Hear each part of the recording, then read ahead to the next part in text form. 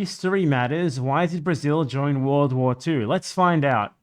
3 minutes long. It's a lot more complicated than only 3 minutes, but maybe it won't be bad. Let's see. South America's role in World War II isn't very well understood, and the same goes for its largest nation, Brazil, who in 1942 declared war on Germany and joined the Allies, and whose troops took part in the fighting in Italy. But why did Brazil take this course? Surely Brazil could have sat World War II out and avoided the risks. So, as of the outbreak of the Second World War, there were no risks. It was hugely beneficial for them. But let's see if they talk about that. Brazil was run by Getulio Vargas, who was an authoritarian primarily interested in staying in power.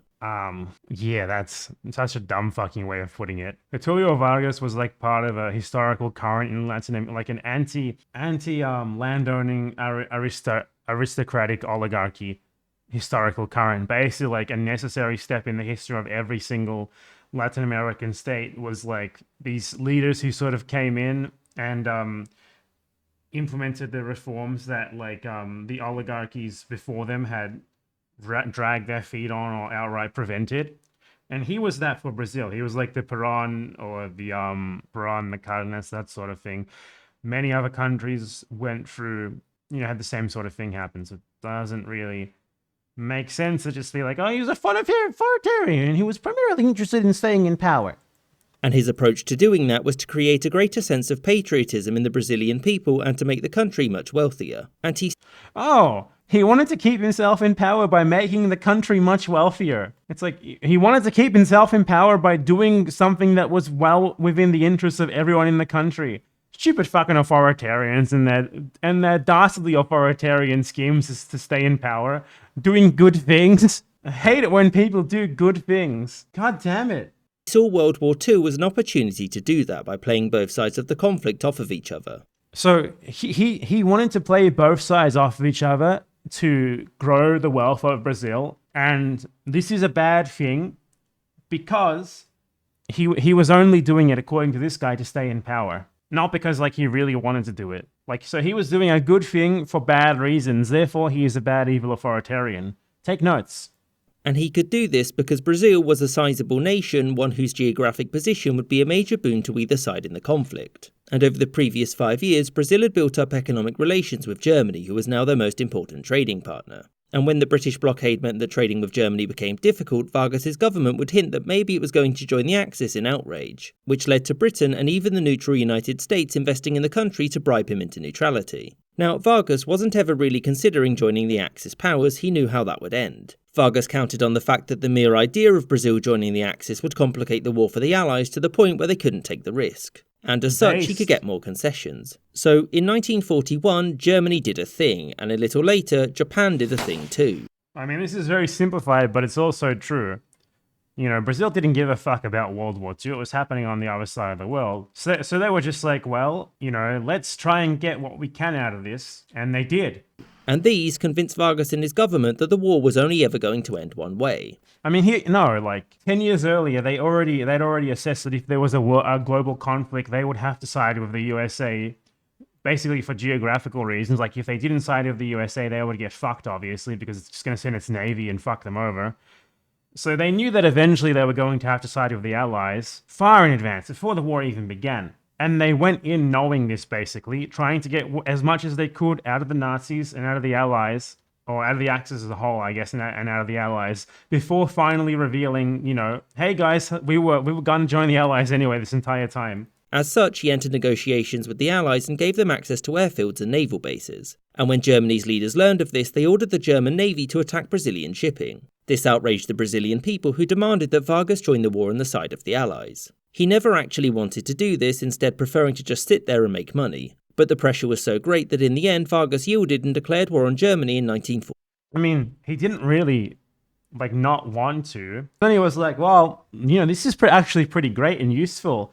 So now we can use our participation in this war to develop, our sort of nationalist Brazilian identity project, which he was trying to do at the time. And he was actually, repressing Italian and German immigrant communities, forcing them to speak Portuguese and forcing them to integrate into Brazilianness, which is incredibly base. Fuck Germans and fuck Italians. Because he was trying to trying to like form a Brazilian identity at the time. And for him, like the purposes of the war was extremely useful to sort of legitimize that project, which he was already interested in doing.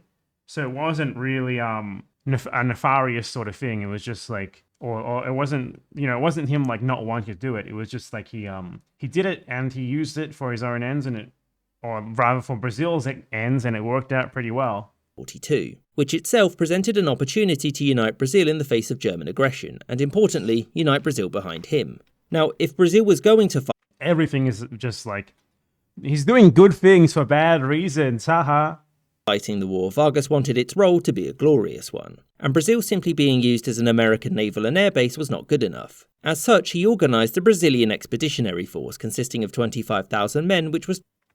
It's like, it's bad. It's bad that he sent troops to help the Allies in Europe. That's a bad thing that he did for self-serving reasons. Come on. Like, it's really stretching here that, like, evil authoritarian narrative. To be sent to Europe. Now, the role of the BEF, not that one, wasn't to storm Berlin, but to assist the Allies in the Mediterranean against Italy by plugging any gaps in the line. That didn't happen, and the Brazilians were soon at the forefront of the fighting, and they performed well, securing the surrender of tens of thousands of German and Italian soldiers. And as such, the Brazilian forces won national applause, which is why Vargas disbanded the BEF before they even got home, because their reputation was so good he saw it as a potential threat to his power. Not that it would do him much good though, since he was ousted from power a mere 4 months later. I hope you enjoyed this episode. Well, why was he ousted from power? I wonder why. He was ousted from power. Who knows why? No particular reason. Probably because he was an evil authoritarian who wanted to grow Brazil's economy. Now, a more like in-depthing of what he actually did is through the entire course of the war, Vargas was basically trying to make the Americans fund the construction of a massive steel mill that would be owned by the Brazilian state. So that was basically his goal, to be like, maybe I'm gonna join the Axis unless you guys build us this steel mill. And then once the US committed to building the steel mill, he immediately joined the Allies, because that's basically what he wanted to get out of it. Latin American countries didn't really have a good reason to join the war, at least from a self-interest standpoint, rather than from a humanitarian standpoint. And no country in the world actually joined the world and sent troops just because they all did it for self-interested reasons, or because they were thrust into the war or something like that, or like they were part of like the British Commonwealth, like Canada and Australia, or the wars on their doorstep, etc. So Brazil's not like some sort of fucking pariah there or anything. But it's like he got like the outline sort of correct there. Like, they tried to play both sides for self-benefit and tried to frame it as like a bad, nefarious, authoritarian, evil man sort of thing, obviously, because the guy was like an economic nationalist who wanted nationalizations and who was against the traditional oligarchy and US domination and stuff. It's just how these liberal history YouTubers see things always.